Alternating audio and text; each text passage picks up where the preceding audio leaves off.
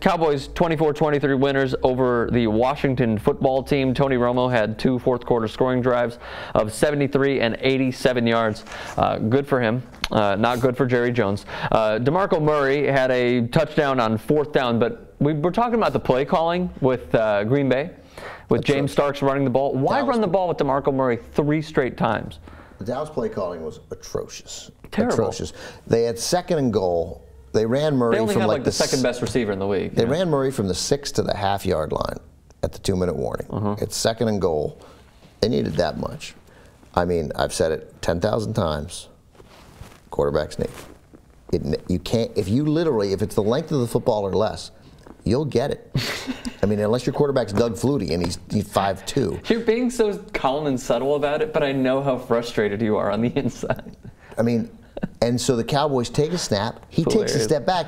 They gave the ball to Murray deep, particularly deep. Like 5 yards back. Why? Look, it's not. And he lost 6. When you're not on that play. That play, he got knocked back to the 1. That was on 3rd down. And then on 3rd down, then he lost a gazillion. So so all of a sudden, when your ball's here, literally, why would you go out there to give go forward? The end zone's right there. I'm stunned by it every time.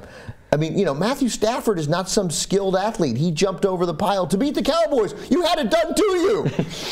You saw it happen in front of your face. There it is. Just do it. I'm so stunned by it. So they give it to Murray. He got knocked back to the 1, and then they run Murray on 3rd down, and he lost 28 yards. And I mean, it was, and then of course Tony Romo made a big play. Stepped up, moved around the pocket, found Murray. Murray had clearly, as soon as he caught it, he had a really good sense of how he caught it, like the 2, how he needed to get in. It was a great play. Then that photo of Dan Snyder. I was rooting for the Cowboys. I have in this crazy bet that I have, Cowboys are one of my 12 teams. There's no value for me in the Redskins winning, and I want bad things to happen to Dan Snyder and Mike. I want less bad things to happen to Mike Shanahan. Give me one sentence. Why do you want bad things to happen to Dan Snyder? He's the worst guy in sports. I mean, he's a loathsome man. He's bad to humanity. He sued a grandmother. He cut down a bunch of national park trees or Audubon Society trees. You tree hugging liberal. So his dance. They're public trees. So his ballroom addition to his house would have an unobstructed view of the Potomac or whatever the hell the view he wanted. Well done, Dan Snyder.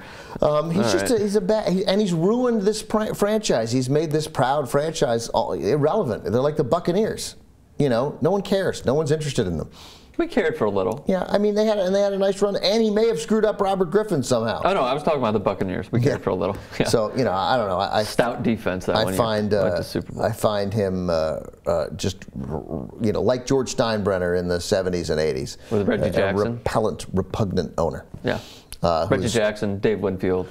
Well, that was late 70s when, in the late 70s, there was a run, obviously 77, 78, but I mean, really, when I'm talking about Steinbrenner in the 80s, and Steinbrenner until 1996, until 95, whenever he hired Joe Torre and Brian Cashman, until he stopped firing general managers, and he said to Brian Cashman, I got it. I'll write the checks. I'll be a little bit of an asshole sometimes, but you put the baseball team together. You and Joe Torre put the team together, and I'll shut up. Is this like Jerry Jones alert right now? Is that basically what you're saying? To me, it's Dan Snyder alert. It's Dan Snyder alert, too. Gotcha. Jones is more public about it. Jones has press conferences. Snyder, I think, is worse at it. Snyder is more meddling.